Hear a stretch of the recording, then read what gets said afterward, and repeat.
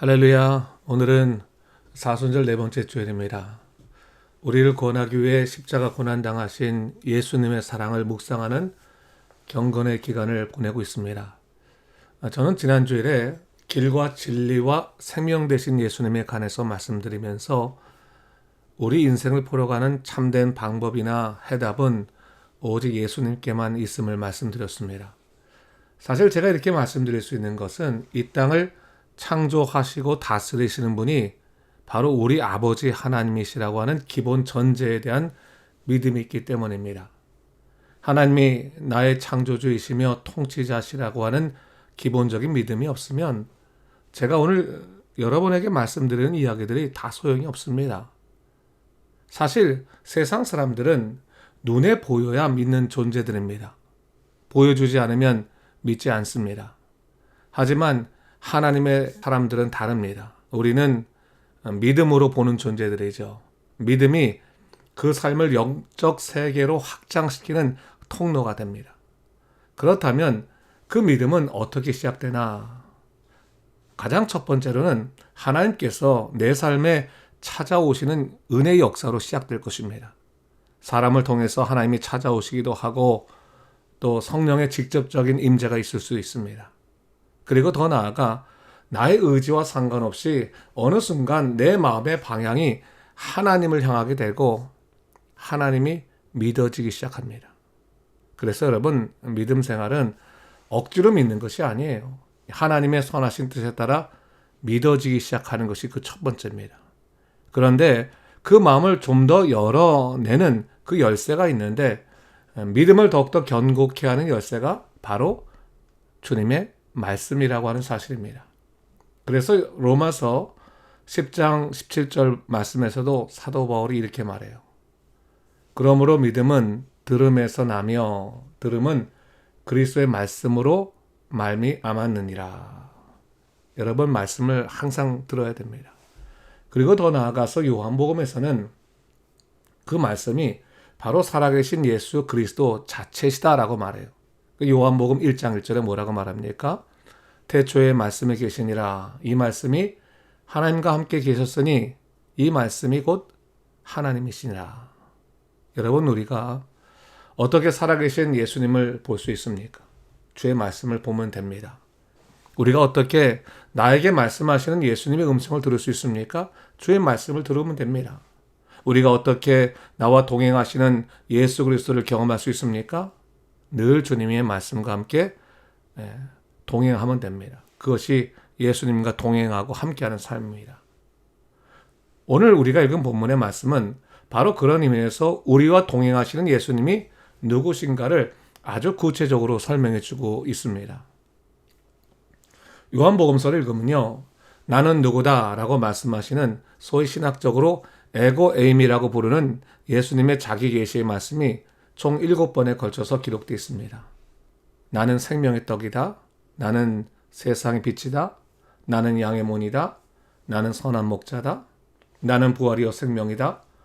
나는 길이요 진리요 생명이다. 나는 참 포도나무다.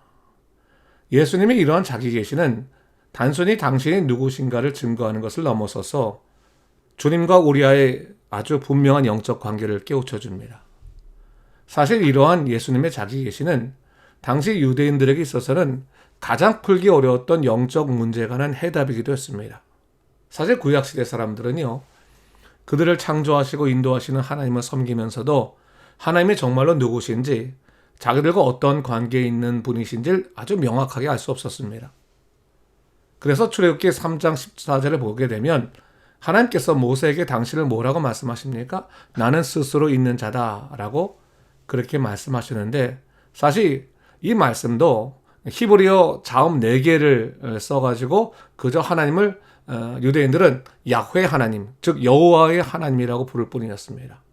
그리고 실제로 그 여호와란 말도 쓰지 못하고 그들은 아도나이, 그냥 주님이라고 부를 뿐이었습니다. 그래서 여호와라고 하는 말도 나는 스스로 있는 자다라고 하는데, I am who I am이라고 하는 나는 스스로 있는 자라고 하는 말은 원래 본래 히브리어 의미는 나는 스스로 있는 자도 아니고 나는 뭐뭇이다 I am, 즉 보어가 빠진 정작 하나님이 누구신지 정확히 알 수 없는 그런 단어였다는 거예요. 하나님이 누구신지 그 이름을 묻는 모세에게 하나님께서는 나는 뭐뭐시다 라고 말씀하셨고, 모세는 그 말씀을 그대로 받아들여 여호와라고 하는 이름을 받아들였을 뿐 그 자신도 하나님께서 누구신지 명확하게 그 답을 듣지 못했던 것입니다. 그런데 그러한 구약시대의 최대의 고민이나 질문을 예수님께서는 아주 명확하게, 그것도 당신의 백성의 눈높이에 맞춰서 설명해 주셨다는 사실이죠. 오늘 성경에 나온 헬라어 에고 에이미가 바로 구약 성경에 나오는 여호와의 헬라어적인 번역이에요. 그리고 주님은 거기에다가 7차례나 아주 구체적인 단어를 넣었어요. 보호를 넣어서 당신이 누군지를 설명하셨고, 오늘 본문의 경우에는 예수님과 우리와 어떤 관계가 놓여 있는가를 아주 명확히 보여줌으로 인해서 우리들이 얼마나 주님께 사랑받는 존재인가를 깨우치셨다고 한 사실입니다. 여러분, 오늘 본문 10장에 나오는 나는 양의 문이다 라는 말씀이라, 나는 선한 목자라고 하는 말씀은 주님과 우리와의 관계가 목자와 양이라는 아주 밀접한 관계에 놓여 있음을 설명해 주고 있는 말씀입니다. 사실 우리가 인생을 살아가면서 하던 일이 제대로 풀리지 않거나 또 다른 사람과의 관계에 있어서 문제가 생겨서 그 사이가 멀어지게 되면 어떤 생각이 솔직히 들어요? 도대체 난 뭔가? 또 도대체 나는 그 사람들에게 어떤 존재였던가? 더 나아가서 하나님은 도대체 나를 왜 이렇게 만드셨나? 나를 버리신 것이 아닌가라고 하는 아주 극한 고립의 감정에 빠지기 쉽습니다. 그런데 오늘 본문에서 주님은 우리에게 이렇게 말씀하시는 겁니다. 얘야, 너는 절대로 버리지 않는다. 나는 결코 너를 버리지 않을 것이며 너를 위해 내 생명조차 아끼지 않을 것이니 너는 나를 붙들어라. 그것을 말씀하시는 것이죠. 그렇습니다. 상대방과의 관계가 분명하면 우리는 그 관계 속에서 내 자신이 누구인지도 깨닫게 되고 인생의 의미를 발견하게 돼요. 그래서 상대방에 대한 깊은 신뢰감을 가지면 가질수록 내 자신에 대해서 확신을 갖게 됩니다. 예컨대 어머니와 자식 관계가 그렇잖아요. 우리 어머니가 굉장히 희생적인 사람이고 헌신적인 사람임을 내가 점점 알게 되면 자연스럽게 나는 뭡니까? 그 어머니에게 사랑받는 자녀임을 알게 되는 거예요. 그러니까 부부관계도 마찬가지예요. 상대방이 굉장히 헌신적인 사람이고 사랑이 많은 사람인 것을 깨닫게 되면 우리는 상대적으로 내 자신이 그 사람한테 얼마나 사랑받는 존재인가를 깨닫게 되면서 내 인생이 굉장히 의미가 있어진다고 하는 것이죠. 그런 의미에서 오늘 성경은 예수님과 우리와의 관계를 목자와 양의 관계로 설명해 주시면서 특별히 예수님께서 아주 선한 목자이시다라고 하는 설명 통해서 우리는 얼마만큼 사랑받는 양들인가를 깨우쳐 주시는 거죠. 근데 여러분, 사실 이 양이라는 존재가 어떤 존재입니까? 우리는 보통 양이라고 생각하면 순결하고 유순하고 평온한 순종적인 동물이 양이라고 생각하는데 사실 실제 양의 이미지는 그렇지 않습니다. 이사야서 53장 6절 말씀 보면 우리는 다 양 같아서 그릇 행하여 각기 제 길로 갔거늘 그렇게 말합니다. 그렇죠, 여러분. 양은요 아주 겁이 많고 연약합니다. 그래서 목자를 제대로 만나지 못하면 그 생명을 유지해내기 어려운 무력한 존재일 뿐입니다. 특히 시력이 나빠서 길을 쉽게 잃어버리고 그래서 무리에서 이탈되기도 합니다. 분별력이 없어서 잘 속기도 합니다. 광야에 가면요 들판을 떠도는 야생개들이 있어요. 이 야생개들은 목동이나 양치개가 멀리 있다 싶으면 바로 양떼에 접근해서 양들을 교묘하게 속여서 몇을 빠져나오게 만들어요. 골짜기 같은 데 가서 몰아나고 잡아먹습니다. 그런데 그 양들이 그럴 수밖에 없는 것이 분별력이 없어요. 양치개하고 늑대하고 야생개하고 구별을 하지 못해서 죽을 지경에 와서야지만 그 심각성을 깨닫게 되는 거예요. 그 양들이 살기 위해서는 반드시 뭡니까? 무리를 지어서 다녀야 되고 동시에 그들을 챙기고 돌보는 선한 목자를 따라가야 되는 거예요. 바로 우리 예수님께서 우리를 그런 양과 같은 존재로 여기셨어요. 그래서 말씀하시는 겁니다. 얘들아, 너희는 내 양들이다. 난 너희의 선한 목자니까 절대로 나를 놓지 말고 무리에서 이탈하지 말아라. 그것을 말씀하시는 겁니다. 근데 여러분, 이것이 오늘날 교회하고도 비슷하지 않아요? 교인들이 이런 양 같은 부분이 있어서 아주 쉽게 속아 넘어갑니다. 뭐 교회 안에서뿐만 아니라 세상적으로도 마찬가지죠. 뭔가 일이 안 풀리거나 문제가 생기면 신앙의 자리를 벗어나서 문제를 해결하려고 합니다. 근데 선한 목자이신 예수님께서 뭘 말씀하시는 거예요? 너희가 나를 떠나면 너희들에게는 소망이 없는 삶이 주어진다. 그래서 꼭 붙어 있으라는 거예요. 예수님께 꼭 붙어 있으라. 그래서 그러한 양과 같은 어리석은 면들을 우리가 극복해야 되는 것이죠. 근데 여러분, 이 양에게도요, 좋은 특성이라는 게 있어요. 시력은 안 좋아서 눈앞에 있는 것도 잘 구별하지 못하지만 반면에 청력이 아주 좋습니다. 그래서 일단 주인의 음성을 제대로 인식하게만 되면 그 소리를 명확히 구별해내요. 그래서 이 광야에서 서로 다른 이 목자들의 양무리가 섞여 있다 할지라도 그 주인이요, 양의 이름을 부르면 그 음성 듣고 반응합니다. 그래서 여러분 같이 합쳐놔도 저녁 때 되면 문제가 없어요. 그냥 누구야 부르면 그 양들이 그 목소리 듣고 따라옵니다.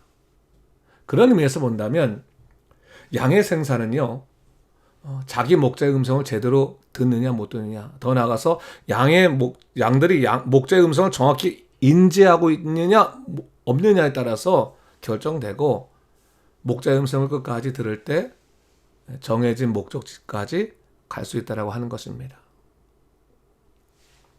오늘날 우리도 마찬가지예요.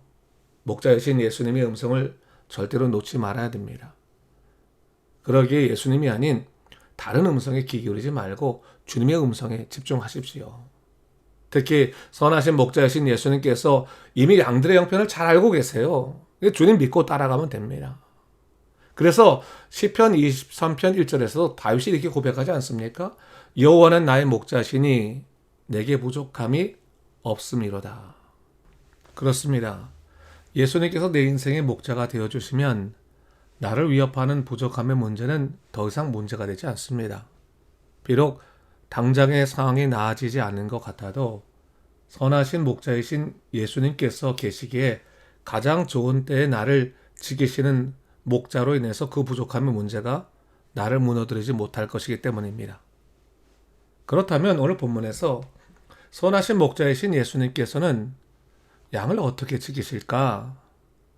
주님은 당신의 양들에게 어떠한 존재인가를 한번 살펴보자는 것입니다. 자, 오늘 본문 말씀 7절을 보겠습니다. 그러므로 예수께서 다시 이르시되 내가 진실로 진실로 너에게 말하노니 나는 양의 문이라. 예수님께서 당신을 따라오는 제자들에게 말씀하셨습니다.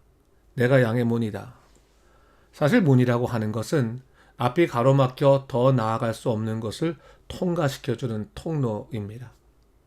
예수님께서 우리의 인생의 문이 되신다고 하시는 말씀은 우리 스스로는 절대로 통과할 수 없는 곳으로 주님께서 우리를 나아가게 해주신다는 말씀이죠. 그렇지 않습니까? 우리가 이 땅에서 끝날 인생이었는데 예수 그리스도로 말미암아 우리는 영생의 길을 가게 되었습니다. 근데 오늘 본문을 보니까 문은 문인데 양의 문이라고 말해요.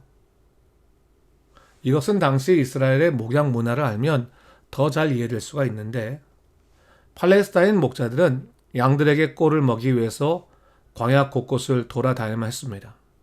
그리고 밤이 되면 양들과 함께 그 자리에서 잠을 자야만 했는데, 그래서 목자들은 사막의 들짐승들로부터 양들을 보호하기 위해서 골짜기 같은 곳에 양들을 몰아넣고 그 길목에서 누워 자며 양들을 밤새 지켰습니다. 그렇습니다. 예수님께서 내 인생의 양의 문이 되신다고 하시는 말씀은 나와 동행하실 뿐만 아니라 내가 잘 때 또 힘겨워 쓰러졌을 때 나를 지키시고 돌보시며 또 누가 나를 해치려 할 때 나를 위해 싸우시겠다고 하는 약속의 말씀이죠. 우리가 깨어있을 때뿐 아니라 잠에 들어있을 때조차도 주님께서 나를 보호하시겠다고 하는 말씀입니다. 그러므로 사랑하는 성도 여러분, 결코 두려워하지 마십시오. 우리 주님께서 여러분을 지키실 것입니다. 그리고 또 한 가지, 예수님께서 당신을 양의 문이라고 말씀하셨을 때 이를 듣던 유대 사람들 또한 한 가지 더 생각을 할 수밖에 없었습니다. 사실 이 말씀은 요한복음 5장의 말씀을 병행해서 읽으면 더 잘 이해될 수가 있는데, 요한복음 5장을 보게 되면 베데스다 연못에서 치유받던 38년 된 병자 이야기가 기록되어 있는 것을 보게 됩니다. 그런데 5장 2절에 보면 이런 말씀이 있어요. 예루살렘에 있는 양문 곁에 히브리 말로 베데스다라 하는 못이 있는데 거기 행각 5이 있고 이렇게 말합니다. 여기서 양문이라는 표현이 나옵니다. 양의 문입니다. 당시 예루살렘 성벽에는 여러 문이 있었습니다. 그 중에 하나가 양의 문이었습니다. 역사적으로 볼 때 BC 586년 남유다가 바벨론에 의해서 멸망당했을 때 예루살렘 성전뿐 아니라 성벽까지도 파괴되었습니다. 그 150년이 지나 BC 444년경 느헤미야가 돌아와서 성벽을 재건하게 되었는데 그때 가장 먼저 수축한 문이 바로 양의 문이었습니다. 사실 양의 문은 사람이 지나다니는 그런 문이 아니었습니다. 소나 양과 같은 짐승이 지나다니는 곳이었기에 문이지만 잠겨져 있지 않았습니다. 원래 이 문은 성전에 바쳐지는 제물이 통과하는 문이었습니다. 하지만 예수님이 사역한 시대에 종교가 타락해서 예루살렘 성전 안에서 제물을 팔 뿐 아니라 또 성전에 들어갈 때마다 다른 문들에서는 성전세를 받았기 때문에 가난한 사람들은 쉽게 성전에 들어가기도 힘들었습니다. 그래서 성전세를 받지 않는 가축들이 지나는 양문을 이용해서 성전으로 들어갔다고 하는 것입니다. 그런 의미에서 예수님께서 당신을 양의 문이라고 말씀하신 것은 예수님께서 그들의 참된 구원의 소망이 되시겠다고 하는 말씀이죠. 사실 당시 이스라엘의 가난하고 병든 자들은 그들의 육신의 문제로 인해서 자신들은 구원받지 못한 저주받은 자라고 생각했습니다. 특히 돈이 없어서 하나님께 제사도 제대로 드리지 못했기 때문에 그들 스스로도 내게는 구원의 기회조차 주어지지 않을 것이라고 생각했던 것입니다. 그런데 예수님께서 그런 이들에게 말씀하신 것이죠. 내가 양의 문이다. 내가 너희를 이끌 구원의 통로다라고 말씀하신 것입니다. 오늘 본문 9절과 10절에서 예수님께서 이렇게 말씀하십니다. 내가 문이니 누구든지 나로 말미암아 들어가면 구원을 받고 또는 들어가며 나오며 꼴을 얻으리라. 도둑이 오는 것은 도둑질하고 죽이고 멸망시키려는 것뿐이요 내가 온 것은 양으로 생명을 얻게 하고 더 풍성히 얻게 하려는 것이라. 예수님께서는 분명히 우리에게 말씀하셨습니다.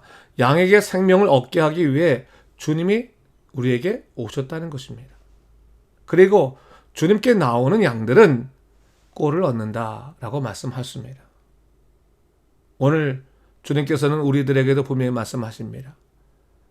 네 삶의 소망을 얻기 위해서 세상으로 나아가지 말고 내게로 오라는 말씀이죠.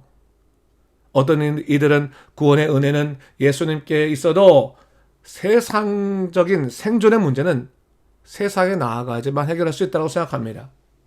하지만 주님께서는 우리에게 분명히 말씀하십니다. 나는 네 인생을 책임지는 선한 목자이고 네가 나를 인생의 문으로 삼을 때 나는 네게 예비된 그 은혜를 부어줄 것이다. 내가 네 삶을 책임지고 공급할 것이다 라고 말씀하시는 것입니다. 요한복음 5장 6절에서 38년 된 병자가 베데스다 연못을 바라보고 낙심하고 있을 때 주님께서 그에게 이렇게 말씀하지 않으셨습니까? 네가 낫고자 하느냐? 그렇습니다. 오늘 예수님께서 우리에게 말씀하시는 겁니다. 그저 세상을 바라보고 한탄하고 있는 우리들에게 너 나를 봐라. 그리고 네가 낫고자 하느냐? 그렇다면 다른 것을 보지 말고 마음을 빼앗기지 말고 나를 따르라고 말씀하시는 것입니다. 사랑하는 성도 여러분, 예수님 안에 생명이 있습니다. 우리는 선한 목자이신 예수님께 절대적으로 의지해야 됩니다. 양의 문이신 예수님을 통과해야만 구원의 삶에 이룰 수 있습니다. 오늘 예수님께서 본문 11절에서 뭐라고 말씀하십니까? 나는 선한 목자라. 선한 목자는 양들을 위해 목숨을 버리거니와. 예수님께서는 당신을 찾는 자들에게 당신의 생명을 기꺼이 내어주십니다. 이미 예수님의 십자가 구속의 사건이 그러한 선한 목자의 희생적인 사랑을 그대로 보여주고 있는 것입니다. 그렇죠, 여러분. 우리의 인생의 희망은 다른 곳에 있지 않아요. 오직 예수 그리스도께서 우리의 희망이십니다.